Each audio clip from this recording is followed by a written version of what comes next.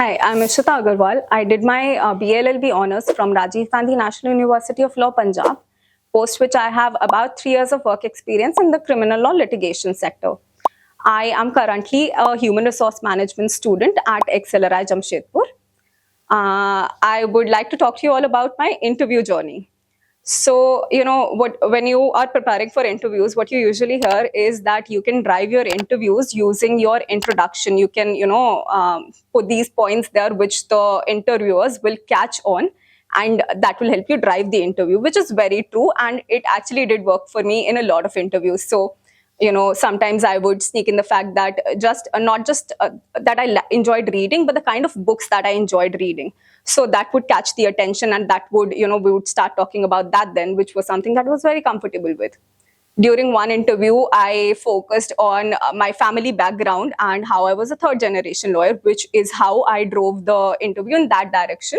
And it remained focused on behavioral questions only, basically. My XLRI interview, however, was very different. I was not asked for an introduction. I had barely finished greeting the interviewers when I was, asked some very technical questions, which being a law background student, I was not equipped to answer those. And so what followed, I had to, apologize. I had to tell them that I did not know the answer. The next question, again, a very technical question, which I again could not answer. And after that, there was a question that I could answer. And this is the pattern that the interview followed. There were some questions that I absolutely had no idea about. And in there sprinkled were some questions that I was expected to answer. So it was definitely like a stress interview, and they were trying to test, like what I believe is that they were trying to test how calm I can stay in that situation, and how I handled the topics that I did not know. And after that, instead of like getting flustered, was I able to answer the questions that I did know? And fortunately, I was able to do that. I do, however, remember looking at, that tiny box with my picture in it, and I was like burning red, but I was somehow able to stay calm. Like my voice was very neutral. I was able to keep a smiling face, and that really helped. Towards the end of the interview, I was asked some law-related questions, which obviously they were expecting me to be able to answer, and I was able to handle them really well, which is why I think that I'm sitting here today. So there are some questions like, the tell me about yourself, why MBA, those sort of questions which you can expect in almost every, MBA interview that you sit for.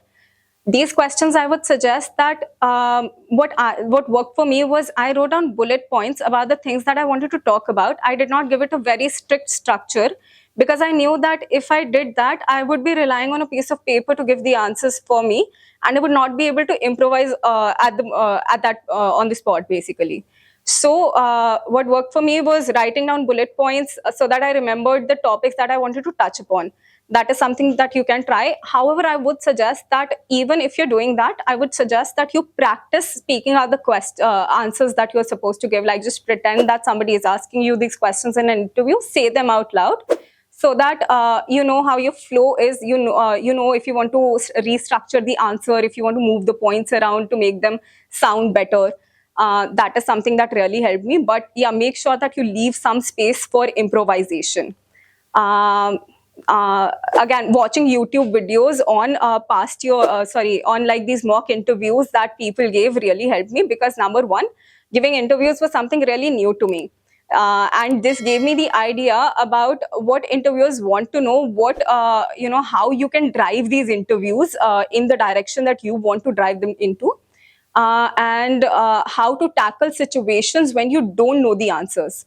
So for sure, go through watch at least some YouTube videos on how to, crack these interviews and all. And in case you have any further doubts, feel free to leave a comment, and I would love to help you out.